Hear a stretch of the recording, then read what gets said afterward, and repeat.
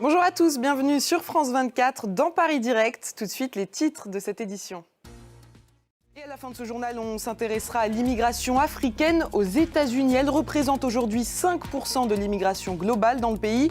Pour beaucoup d'Africains, l'Amérique est la terre de tous les possibles, un endroit où implanter leur famille pour de bon. Pour d'autres, c'est une terre de passage, un moyen de gagner de l'argent et de retourner dans leur pays pour une vie meilleure. Vous découvrirez l'extrait d'un reportage de notre correspondante aux États-Unis, Fanny Allard. Et on ouvre ce journal avec cette trêve au Soudan prolongée de 72 heures. Et pourtant, les combats continuent dans le pays, notamment à Khartoum, la capitale, et dans la région du Darfour. Cela fait maintenant 13 jours que le conflit a commencé. Il a fait plus de 500 morts. Ce nouveau cessez-le-feu, approuvé par l'armée soudanaise et les forces de soutien rapide, a été initié par les États-Unis et l'Arabie saoudite. Le récit de Laura Roudot. Et entre les deux parties rivales, des pourparlers seraient envisagés. Ils devraient être organisés au Soudan du Sud. En tout cas, l'armée régulière a déjà annoncé qu'elle avait accepté d'envoyer un représentant à Djouba. De leur côté, les forces de soutien rapide n'ont pas commenté cette information. On écoute les précisions de notre envoyé spécial à Djibouti, Bastien Renouille. On prend la direction de l'Ukraine où des sirènes d'alerte aérienne ont été déclenchées. Des explosions auraient touché plusieurs villes ces dernières heures.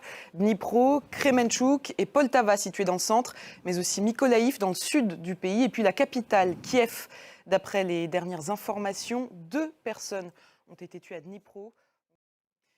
Un témoignage essentiel dans l'affaire de l'assaut du Capitole à Washington en janvier 2021, celui de Mike Pence. L'ex-vice-président américain était entendu devant la justice jeudi.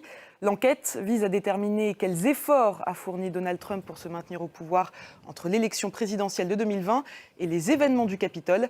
Avant son témoignage, Mike Pence avait promis de dire toute la vérité. On va écouter les précisions de notre correspondant à Washington, Mathieu Mabin.